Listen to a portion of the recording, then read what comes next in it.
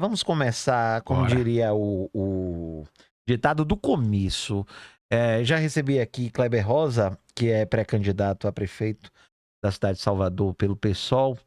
E daqui a pouco a gente vai conversar sobre Kleber Rosa. Mas aí a gente vai receber o prefeito Bruno Reis, quem mais vier a ser candidato, ou pré-candidato nesse momento. E essa primeira pergunta a gente faz a todos os pré-candidatos. Por que você merece ser prefeito de Salvador? Você se recorda, você lembra que nas entrevistas, todas as entrevistas que eu dei, programa quando era demandado, questionado, na Câmara Municipal, eu sempre falei que passei na esfera como vereador, presidente da Câmara, mas eu tinha um sonho. Eu sempre disse, eu não sei quando esse sonho ele vai se tornar uma realidade. Eu estou torcendo para que seja numa data muito próxima. Mas eu sempre tive um sonho de ser prefeito de Salvador. E aí você me questionava, as pessoas me perguntavam o porquê. Para que a gente possa estabelecer a justiça social, a igualdade para as pessoas, a participação de forma única de um processo. Não existe uma divisão da cidade, não existe a Salvador da cidade alta e a Salvador da cidade baixa. Não existe a Salvador do negro, do branco, do rico e do pobre. E aí você me pergunta, mas Geraldinho, o que lhe levou a isso? A maturidade política.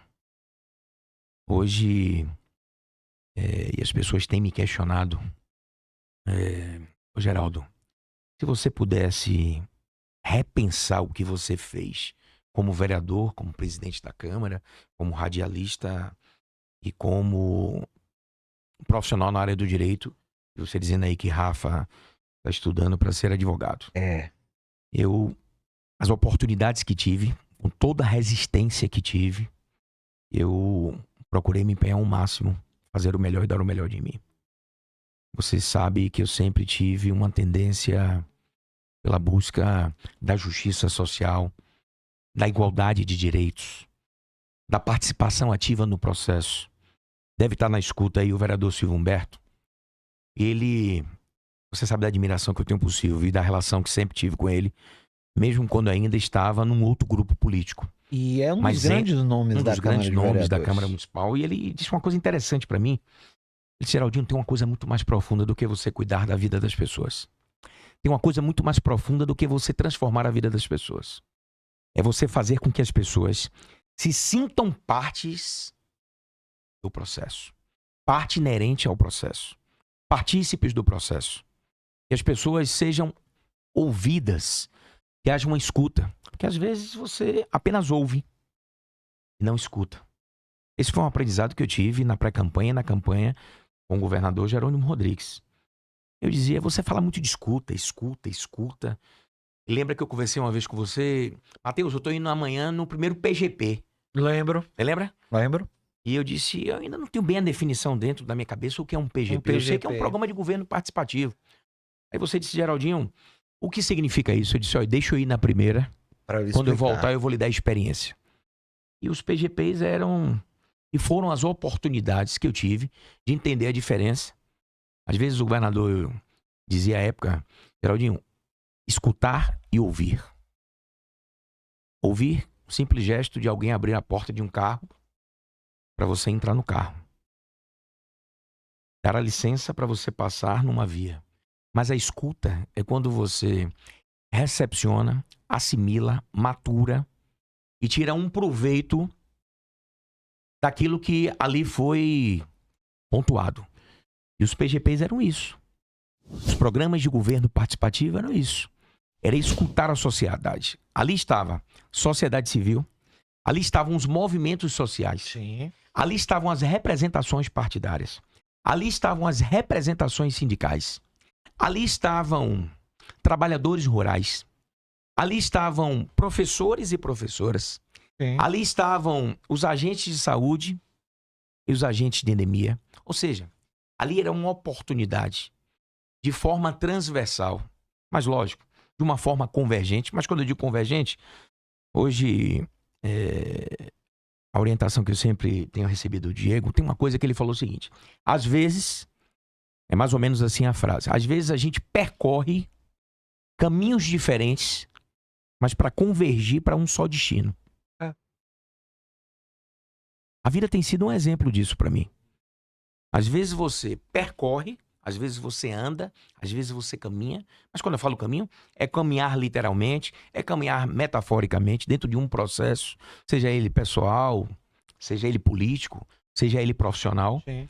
E que as situações estão em caminhos percorridos diferentemente, mas que vai ter um destino só. E qual o destino de tudo que a gente pode ter na vida e que tem sido um aprendizado para mim? E essa é a minha decisão por ser prefeito de Salvador. Primeiro, por não concordar com o modelo de gestão que está aí estabelecido. Esse modelo de gestão que está aí estabelecido, Salvador merece muito mais. Dá para ser diferente, eu tenho dito isso, dá para ser diferente. O que eu estou chamando a população é para nós refletirmos juntos.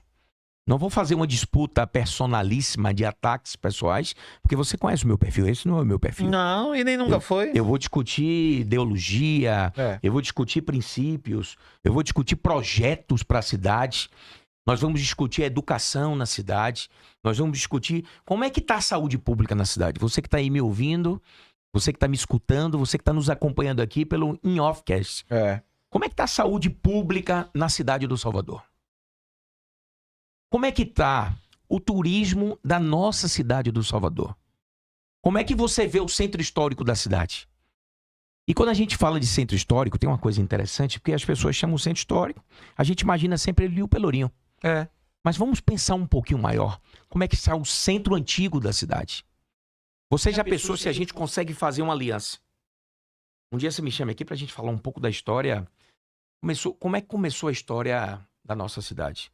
Não dá para a gente pensar em Salvador se nós não pensarmos na Baía de Todos os Santos, se nós não pensarmos no Recôncavo, se nós não pensarmos a ligação, mas quando eu falo a ligação, seja ela da mobilidade, seja ela da cultura, seja ela da história, não dá como falar da história de Salvador se você não fizer uma interligação do que fica a cidade baixa, a cidade alta, como é que ficam os conceitos.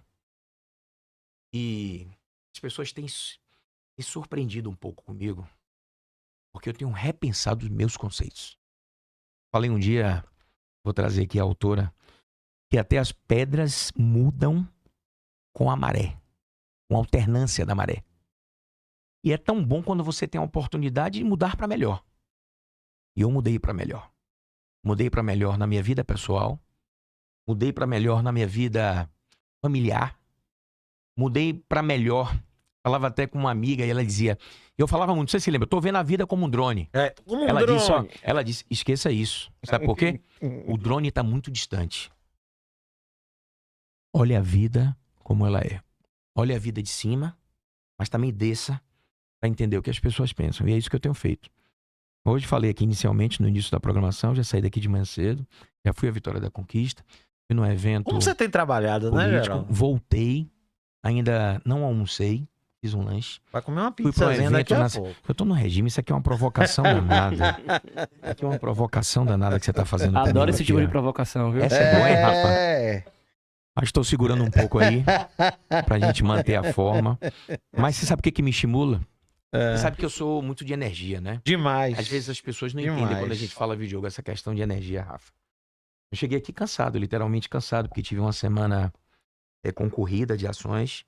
Você sabe que o governador está numa missão internacional. Você Na sabe Bélgica? Você, Rafinha, que está entrando aí pro mundo da advocacia, eu militei muito na advocacia. Eu tenho um impedimento legal de assumir porque sou pré-candidato a prefeito de Salvador, então não pude assumir o governo. Na linha sucessória, assumiria o presidente da Assembleia Legislativa, Adolfo Menezes, mas a esposa do presidente é uma pretensa candidata, uma pré-candidata a prefeita de Campo Formoso. Denise Menezes. Então, numa linha natural, sabe quem assumiu o governo? A presidente do... A desembargadora, presidente do Tribunal de Justiça do Estado da Bahia, que está como governador em exercício. E aí prova o que é isso? Isso é democracia, Matheus. Isso é evolução. Os poderes são independentes, não são? Totalmente. Pronto. Os poderes têm a sua autonomia, mas eles são harmônicos. Você sabe que os poderes são independentes. Você sabe. Você foi presidente de um poder durante 2 mandatos. E você sabe como eu valorizei aquela casa. Como eu dei vida aos vereadores. E deixou aquele aspecto de puxadinho pra lá, porque Pra lá. não era. A Câmara me permita os ex-presidentes, a quem tenho muito respeito, mas o Poder Executivo entendia que a Câmara Municipal, Diego, era um balcão de extensão do Executivo. E não é.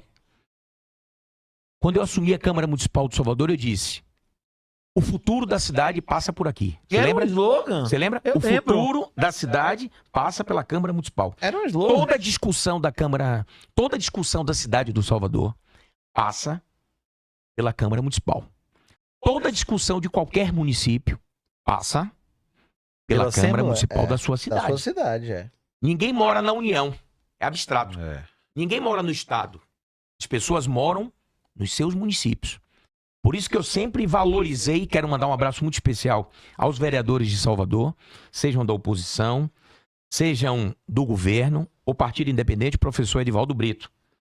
Nós tivemos a oportunidade de valorizar a figura do vereador.